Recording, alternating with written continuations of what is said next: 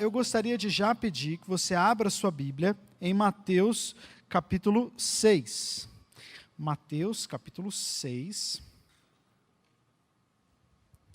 Nós leremos hoje, vamos ficar praticamente só em um versículo, no versículo 9, mas você pode deixar aí aberto no capítulo 6, porque nós vamos depois fazer uma retomada do contexto a partir do versículo 5. Mas eu estou muito feliz de estar aqui, poder pregar na abertura desta série de pregações que nós teremos no mês nos meses de fevereiro e março. A série, você já ouviu, Redescobrindo a Oração. Por que nós entramos nessa série? Porque nós desejamos, como todos vocês, sem dúvida nenhuma, aprofundar o nosso relacionamento com Deus. Nós, como liderança dessa igreja, entendemos que nós não precisamos de melhores ideias ou de melhores métodos, mas nós precisamos de um avivamento espiritual entre nós. Não houve na história nenhum homem ou mulher de Deus que realizou coisa significante e que não tivesse sido um homem ou uma mulher de oração. Se nós que somos a igreja do Senhor Jesus, a sua noiva, não compreendemos a dimensão do que é se relacionar com Deus, então tudo que nós fazemos será na força do nosso braço. E o homem não pode realizar coisa alguma na força do seu braço quando falamos de um reino e de um mundo que é espiritual. Então, precisamos nos aprofundar em oração. Parte daí, precisamos nos aprofundar em oração.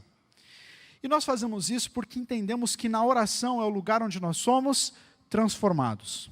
A oração não muda Deus. A oração muda aquele que ora. Já pensou que a oração muda Deus? A gente faz, não, Deus, eu sei que o Senhor não quer tal coisa, mas eu vou orar, jejuar, até o Senhor mudar de ideia, o Senhor vai ver que a minha ideia era melhor que a sua. Tem gente que ora assim, né? Mas não, nós não oramos para que Deus se mova, porque Deus já está em movimento, sempre esteve. Nós não oramos para que Deus então abençoe, porque Deus já abençoou em Cristo. Nós oramos para estabelecer com Ele uma conexão e uma relação íntima que nos transforme. Então, quem entra numa jornada de oração, entra não para obter, não para conquistar, não para realizar grandes coisas, entra para ser transformado. Amém?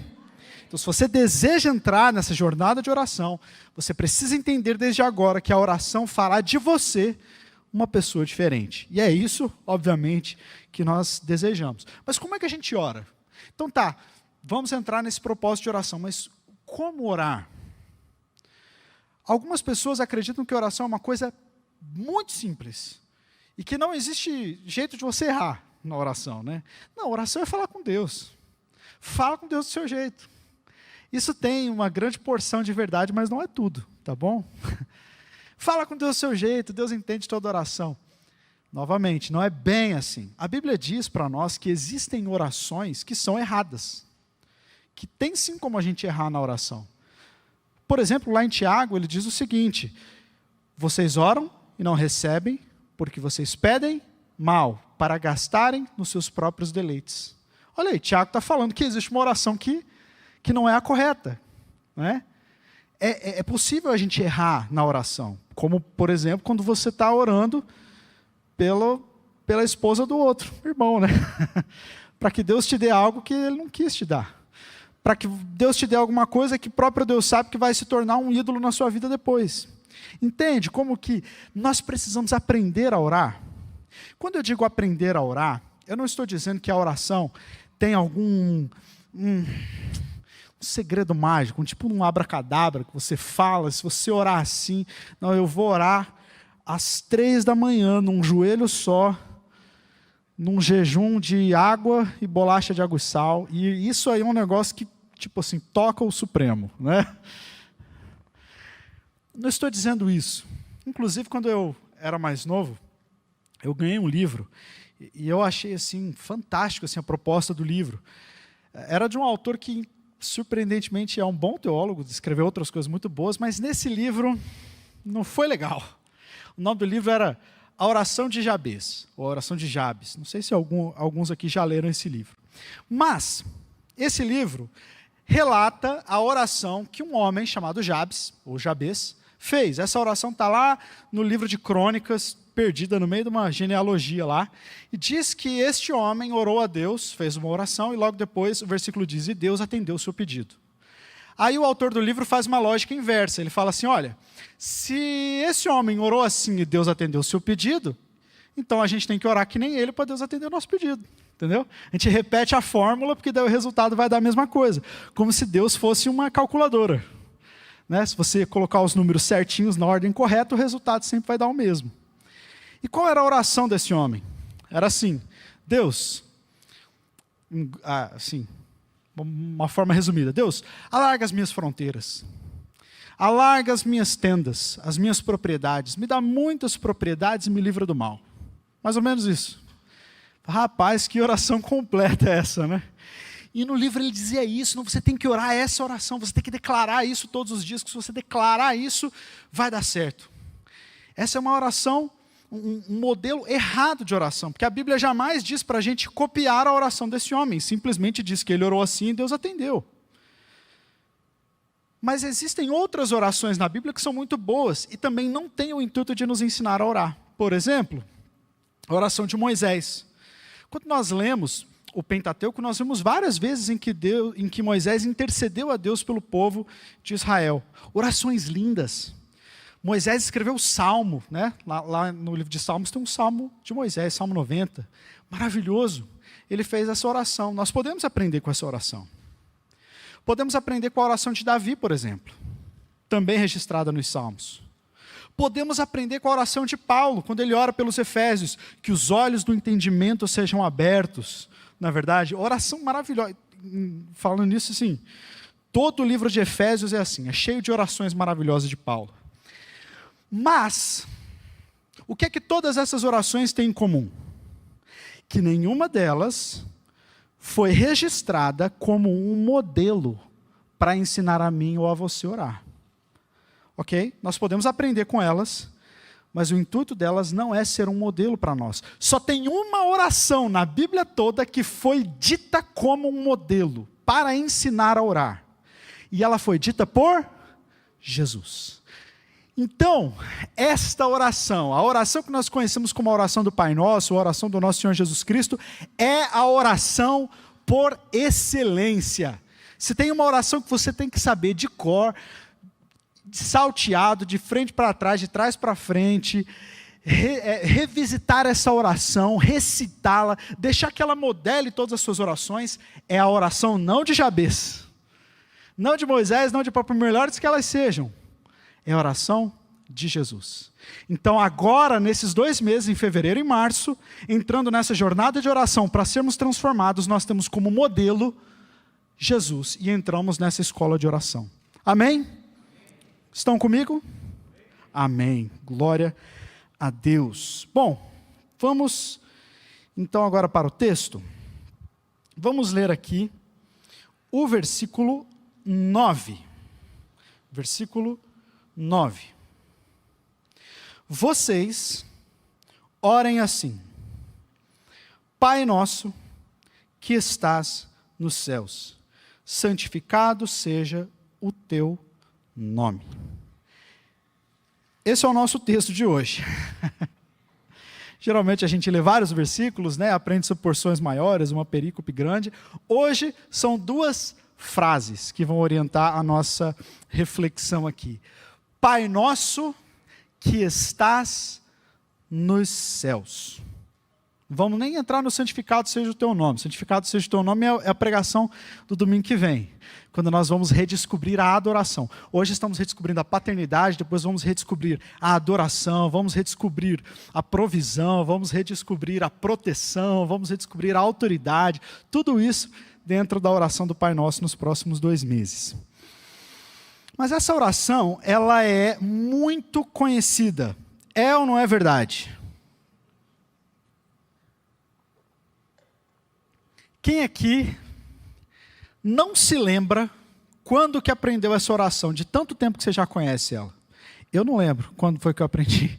Faz muito tempo. E a gente aprende, memoriza, recita. Os jogadores de futebol recitam, né? Antes da partida de futebol, antes de xingar o juiz, eles fazem oração para Deus abençoar tudo, né?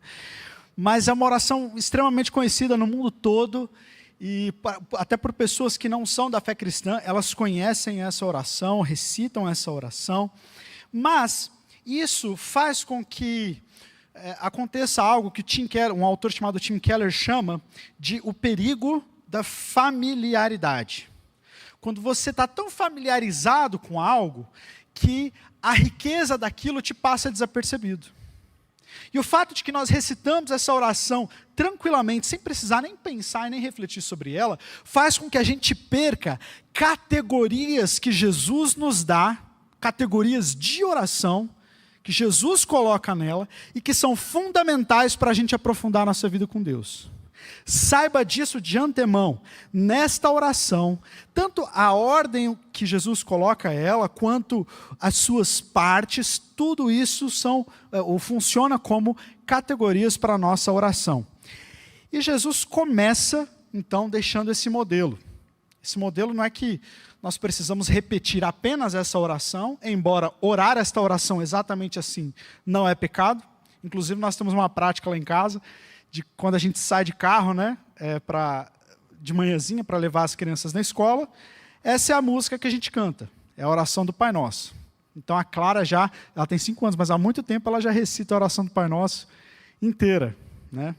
Ela precisa habitar no nosso coração, mas Jesus disse para que nós usássemos essa oração como um modelo para as nossas orações. Não tanto que você repita só as palavras, como se fossem palavras mágicas, a gente vai ver isso aqui, não é isso, mas é uma modelagem. Uma modelagem.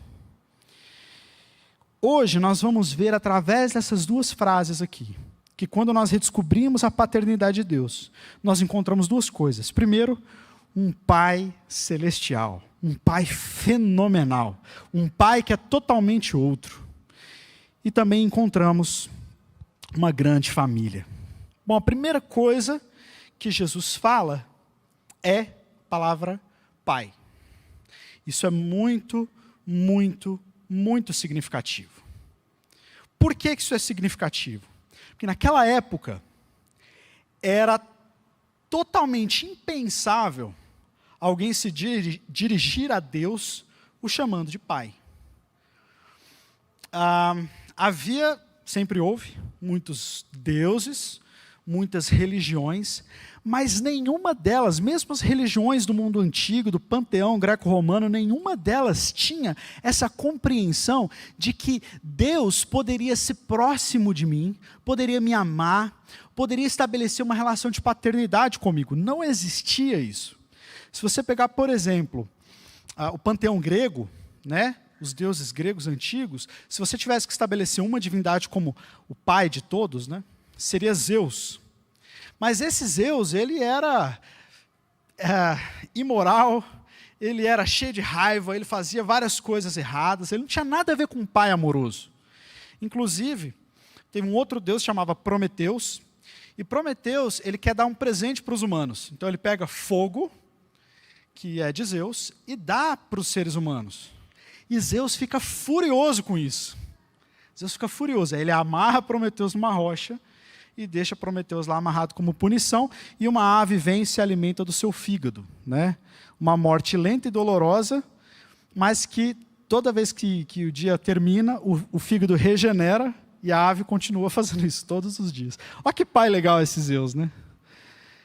Então não existia isso no mundo greco-romano. No judaísmo, também não. Quando Jesus chama Deus de Pai, isso era totalmente revolucionário para o judaísmo. Tanto é que em João capítulo 5, Jesus fala assim, o meu pai trabalha até agora e eu também trabalho. E aí logo em seguida os judeus queriam matar Jesus ainda mais, porque ele estava se colocando como filho de Deus, ou como Deus. Então eles ficavam assim, doidos com essa ideia de que Jesus chamava Deus de Pai. Isso é algo muito interessante. Nos 4 evangelhos, Jesus chama Deus de Pai 165 vezes. Ele era muito revolucionário mesmo, né? Por isso que os judeus ficavam tão irados com ele. 165 vezes. Tem uma vez que Jesus não chama Deus de Pai, que é quando ele está na cruz. E ele diz, Deus meu, por que me abandonaste? Que ele está citando um salmo. Né? E logo depois ele volta e diz, Pai, em tuas mãos entrego o meu espírito. Jesus tinha essa consciência de quem ele era, que ele era filho de Deus. E agora, ele nos ensina a abraçar essa mesma consciência de que você também é filho e filha de Deus. Quando nós oramos, nós começamos dizendo Pai, por quê? Porque nós não temos um Deus que se revelou como Pai. Não, nós temos um Pai, que nós descobrimos que também é Deus. Ele é Pai em primeiro lugar. Depois na oração nós vamos chegar na adoração, domingo que vem. Quando Jesus ensina a gente a orar, santificado seja o vosso nome. Então nós oramos sobre os atributos de Deus, sobre como Ele é glorioso, como Ele é maravilhoso, como Ele é todo-poderoso, onisciente, onipresente, e aí nós mergulhamos em quem Deus é e ficamos deslumbrados, isso é a adoração. Mas antes de descobrirmos quem Deus era, nós estávamos mortos em delitos e pecados, e nós precisamos que esse Pai se aproximasse e revelasse quem Ele era, para que depois a gente pudesse conhecê-lo e adorá-lo. Então Ele se tornou Pai primeiro, por isso que Jesus quer que a gente ore assim. A gente não quer, do mesmo jeito que Jesus não queria, do mesmo jeito que eu não quero, que as minhas filhas, quando eu chegar em casa, elas digam assim, bem-vindo à nossa casa, excelentíssimo Senhor, pastor da Primeira Batista e diretor da Escola do Discípulo. Não faz sentido. Sou pai. Eu quero que as minhas filhas entendam isso em primeiro lugar. Antes de ser pastor, antes de ser diretor da Escola do Discípulo, antes de ser qualquer outra coisa, eu sou pai. A minha relação é de afeto e de amor. E quando a gente entende que Deus é Pai, presta atenção numa coisa.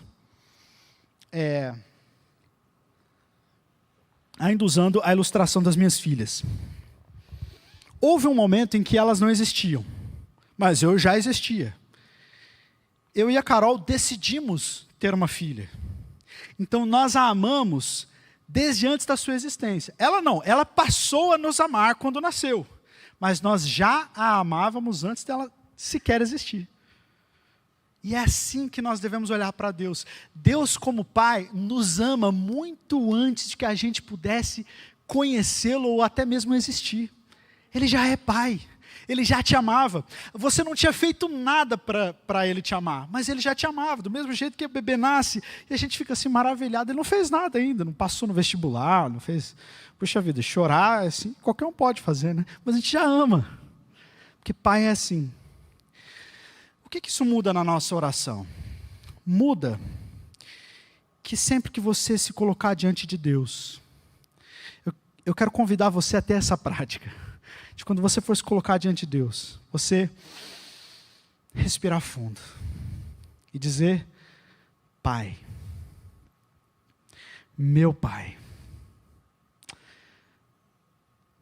o Senhor é o meu Pai, Pai, eu quero entrar na Tua presença e deixar que essa atmosfera de paternidade, de relacionamento íntimo, envolva o teu coração. Sabe por quê? Já aconteceu várias e várias vezes comigo. Que eu tinha coisas para despejar diante de Deus. Eu tinha coisas para esbravejar diante dEle, pedidos a fazer. E quando eu cheguei diante de Deus com a minha lista, eu me lembrei que eu precisava, em primeiro lugar, me lembrar que Ele era Pai. E entrar nessa atmosfera da paternidade. E quando eu parei, eu falei, Pai, eu senti como se os olhos desse Pai amoroso me vissem dentro assim de mim, eu estivesse totalmente transparente, Ele viu toda a minha alma ali. E aí, aquilo foi tão reconfortante para mim, que a minha ansiedade dos outros pedidos, as minhas demandas, foram todas satisfeitas pelo amor do Pai. Eu já não precisava mais falar um monte de coisa, porque, Pai, eu achei que eu precisava dessas outras coisas, mas o que eu precisava mesmo era de colo, de saber que o Senhor está comigo, de saber que o Senhor me ama, porque a gente não se relaciona com Deus como um ser distante, que a gente deve dobrar o braço dele, né, numa queda de braço para fazer a vontade dele ou a nossa, ou fazer várias coisas para que Ele nos ouça. Ele já nos ouviu. Ele já nos amou. Ele já nos aproximou dele. É isso que significa dizer que Deus é Pai. Os judeus não entendiam isso. Eles sequer mencionavam o nome de Deus, porque ele era aquela pessoa distante. Eles chamavam Deus de Hashem, o nome, para não falar o nome. Quanto mais chamá-lo de Pai. E aqui é interessante, que você deve já saber disso, mas o texto bíblico foi escrito em grego. Então o termo original é pater. Mas Jesus não pregava em grego, Jesus pregava em aramaico. Então provavelmente a palavra que ele usou não foi pater, mas Abba. A palavra aramaico que quer dizer paizinho. Não é nem pai, é papai. Se você for para Israel ou vir uma família de judeus falando hebraico, você vai ver as criancinhas chamando o pai de Abba. E é assim que que Jesus nos introduz a essa jornada de oração, dizendo, olha, você vai entrar numa jornada de oração, mas na verdade o que você está fazendo é que você está voltando para casa. Você está voltando para a sala do seu pai. Você está voltando para o lugar da intimidade, o lugar onde você já é amado, o lugar onde você não precisa conquistar a atenção da divindade com suas muitas horas gastas. Não, ele é seu pai. Desfrute disso. Receba isso. Isso é algo que foi dado a você, uma misericórdia, uma graça que foi dada a você. Não entre numa jornada de oração achando qualquer coisa diferente do que você vai se encontrar com seu pai. Isso é maravilhoso. Você pode dizer amém? Diga assim, eu não tenho um Deus que é pai. Eu tenho um pai que é Deus. Essa é a realidade. Em segundo lugar, nós encontramos uma grande família. Por que nós encontramos uma grande família? Porque o pai é meu. Certo ou errado? Certo ou errado é errado. Não é verdade? O pai é nosso. Quem era o único que poderia chamar Deus de pai? Mas ele é tão bom que até o pai dele ele compartilhou com a gente. O pai é nosso. Existe tanta ênfase no evangelicalismo, no cristianismo, sobre você ter uma relação pessoal com Deus, de você ter Deus como o seu único suficiente Salvador, que às vezes parece que a coisa fica um pouco desequilibrada, e aí essa relação pessoal com Deus se torna uma espiritualidade privada, onde tudo que importa é eu e Deus, e no máximo a minha família. E eu não preciso me importar com os outros ou me incomodar com eles. Não, Deus é o meu pai. Não, Deus não é o seu pai. Deus é o nosso pai. Há muita verdade quando a gente diz, a oração nos conecta a Deus. Isso é verdade. Mas essa oração nos conecta a Deus e às pessoas. Porque em momento nenhum a gente tem os pronomes meu, minha, eu. É tudo nós, nosso. Jesus, olha só como que isso é maravilhoso, como que isso conserta as nossas orações individualistas e egoístas. Quando Jesus nos ensina que na nossa espiritualidade, a gente precisa entender que a gente faz parte de uma grande família e que Deus tem outros filhos além de mim. E que por isso eu preciso considerá-los quando eu estiver em oração. A gente vai ver quando falarmos sobre intercessão, de orar pelas pessoas, mas agora nós precisamos entender que esse Pai nos deu também uma grande família, que Ele é nosso, o pão é nosso, a dívida é nossa, é tudo nosso, gente. Tem gente que quer viver uma espiritualidade solo, isso não existe. É gente que quer, tipo assim, o cara fala assim, não, eu quero ser um soldado e eu quero ir para a guerra. Beleza. Mas tem uma condição. Eu não quero ir em nenhum exército. Eu quero ir sozinho. Tem um cara que fez isso, era o Rambo, né? Mas você não é o Rambo. Um soldado sem exército, isso não existe. Imagina o cara chega e fala assim, olha, eu tenho um sonho, estou me preparando, estou treinando para ser jogador de futebol profissional.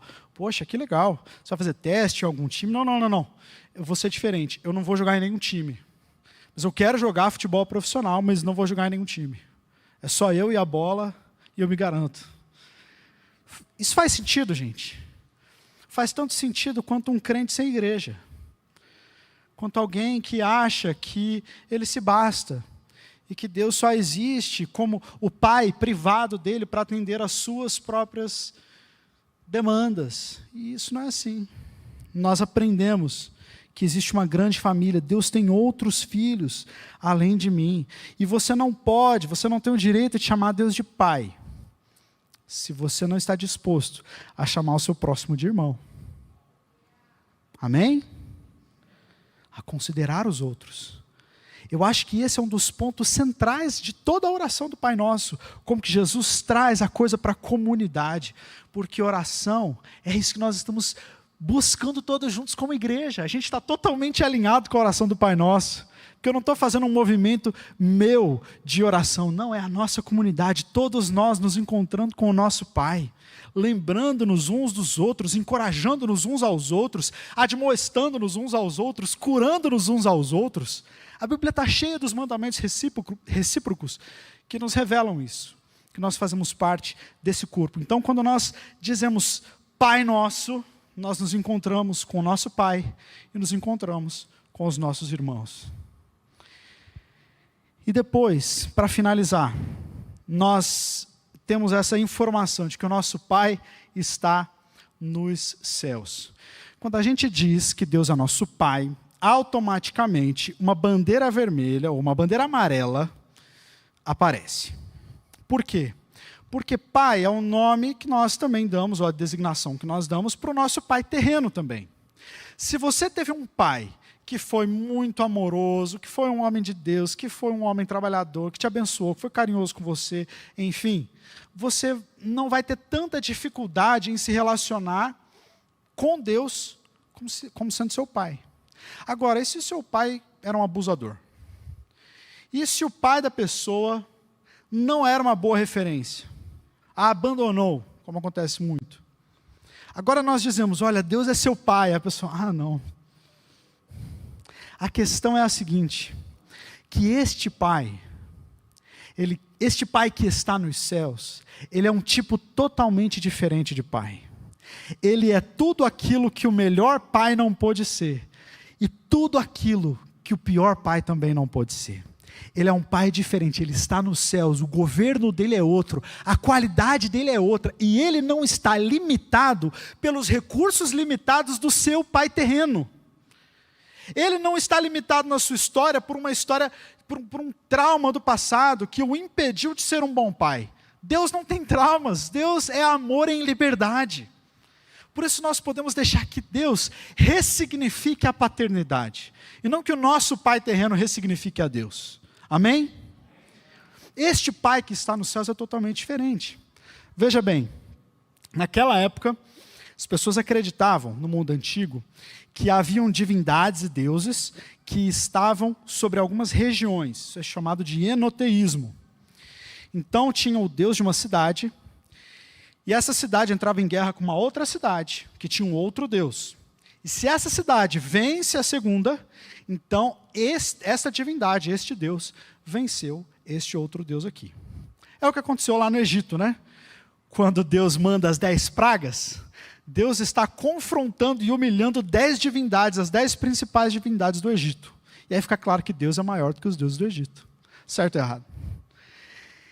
E aí o que acontece? Eles tinham essa compreensão de que haviam deuses, mas esses deuses tinham jurisdições. Mas o nosso Pai está nos céus. Ele não é o Deus da nação de Israel apenas.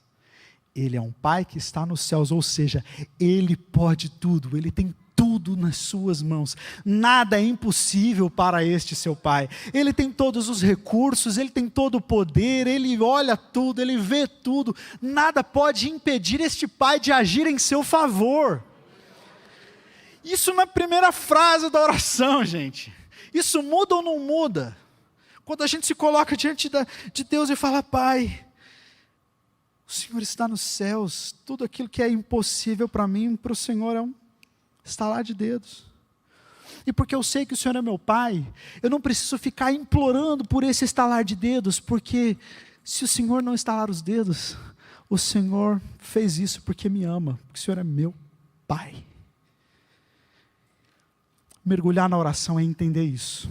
Ele é um Pai, nós temos uma família, Ele é um Pai totalmente diferente, poderoso. Isso fica tão claro, mesmo no Antigo Testamento. Nós já estamos encerrando. Quando Isaías relata para nós no capítulo 6, que houve um tempo muito difícil. O tempo em que o rei Uzias morreu. A nação estava cercada por inimigos e agora estavam sem rei. É tipo o time na final da Libertadores sem técnico, né? E agora, meu Deus? Perdão, irmãos. Você está dizendo que eu tenho que parar de pregar.